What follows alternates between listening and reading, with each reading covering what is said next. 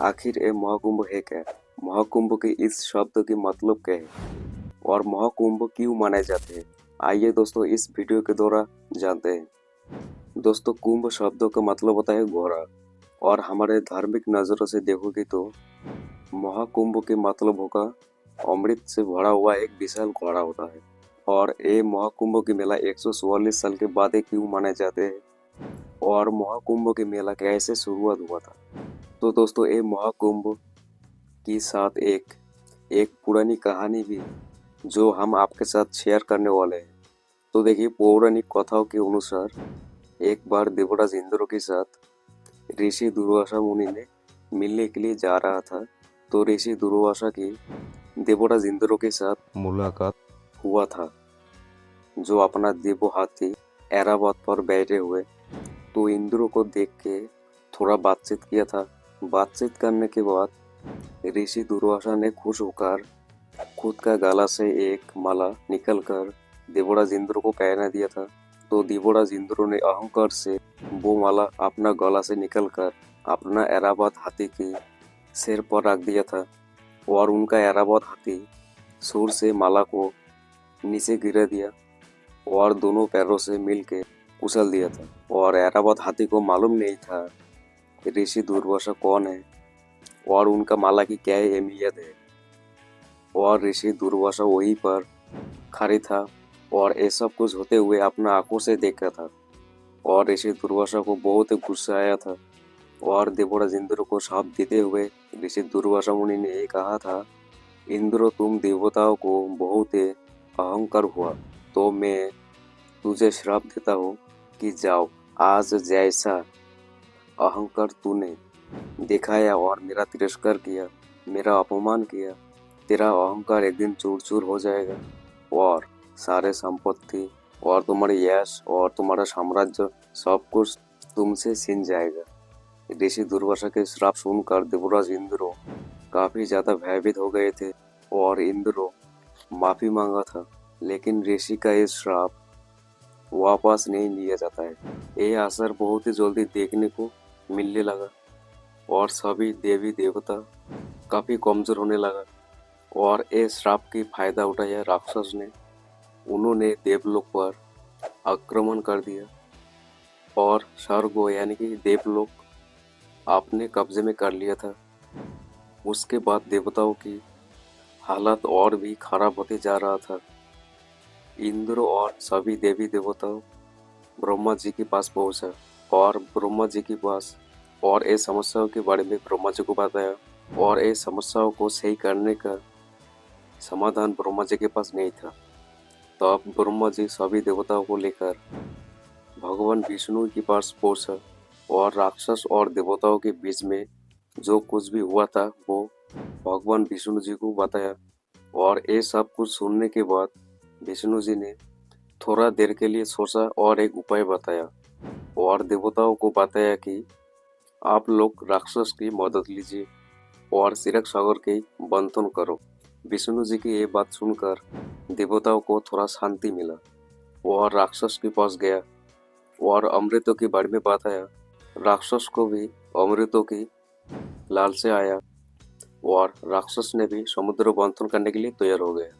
उसके बाद मंदर पर्वत को मंथनी बनाकर उसमें रस्सी की तरह बांसुरी के नाक को बांध कर समुद्र मंथन शुरू किया और बांसुरी के नाक के दोनों हिस्से पर एक तरफ देवता और दूसरी तरफ राक्षस दोनों हिस्से को पकड़कर समुद्र मंथन करने लगा।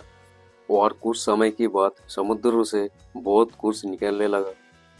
सबसे पहले निकला हलाहल विष, जिसकी वजह से पूरा सृष्टि पर हाहाकार मच गया था। और ऐसे संकट से पूरा सृष्टि को रक्षा करने के लिए स्वयं महादेव इस विष को अपना गला पर धारण किया था और उस टाइम से महादेव को नीलकंठ के नाम से भी जाना जाता है। उसके बाद समुद्र मंथन दोबारा से शुरू किया और दोबारा फिर सुन्नी गाय बाहर आया। उसके बाद उसिंड घोड़ा, फिर कुस्तभ मुनि, फिर बाहर आया लक्ष्मी जी और अंत में खुद आयुर्वेद के जनक माना जाने वाले भगवान धन्वंतरी अमृतों का कुंभ यानी कि अमृतों की कलश लेकर बाहर आया, तो देखिए वहां से राक्षस अमृतों की कलश को छीनकर भागने निकलना चाहता था और ये लेकर राक्षस और देवताओं के बीच में लगातार 12 दिन तक युद्ध हुआ था।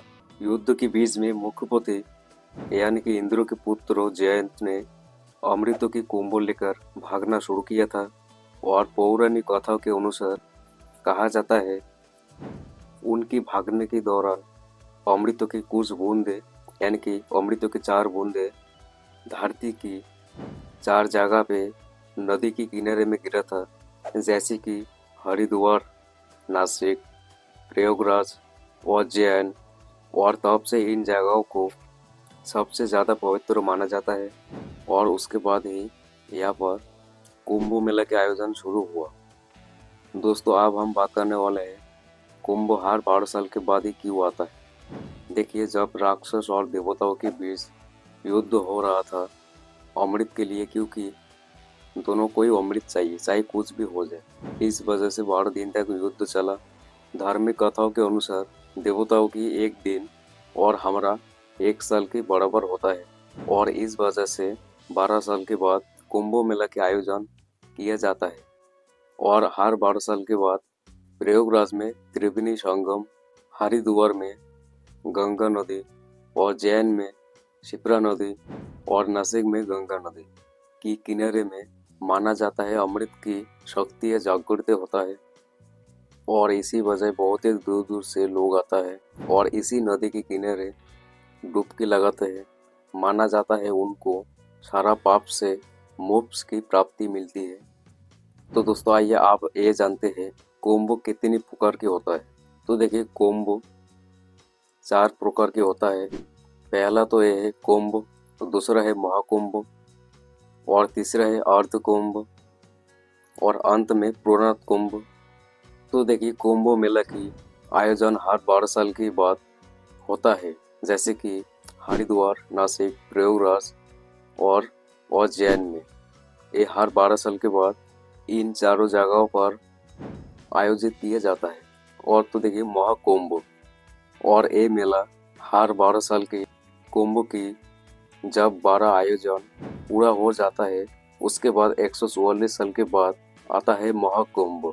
और ये महाकुंभ हर बार प्रयागराज पर आयोजित किया जाता है।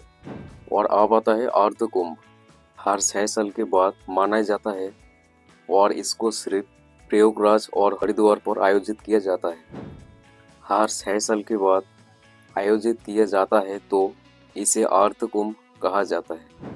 और अब आता है पूर्णात कुंभ, हर 12 साल के बाद प्रयागराज के संगम तट पर आयोजित किया जाता है। तो देखिए हर 12 साल के बाद जो कुंभ प्रयागराज पर मनाया जाता है उसे पूर्णात कुंभ कहा जाता है। और आप दोस्तों 144 साल के बाद आया है महाकुंभ, जो 2025 की 13 जनवरी से लेकर 26 फरवरी तक चलेगा और शिवरात्रि के दिन समाप्त होगा। और दोस्तों सवाल ये है कि महाकुंभ के आयोजित क्यों हर बार प्रयागराज पर ही होता है। तो देखिए प्रयागराज की इस स्थान को पौराणिक और धार्मिक नज़रों से महत्वपूर्ण कहा जाता है।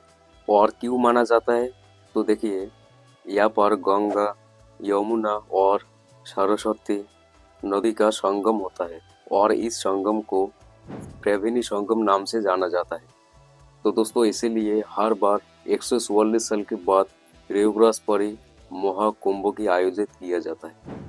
तो दोस्तों वीडियो अच्छा लगे तो लाइक कर दीजिए और ये जानकारी सबके साथ शेयर कीजिए। और अगर आप हमारे चैनल पर नए हैं तो प्लीज़ चैनल को सब्सक्राइब जरूर कीजिए। तो फिर मिलेंगे नेक्स्ट वीडियो के साथ।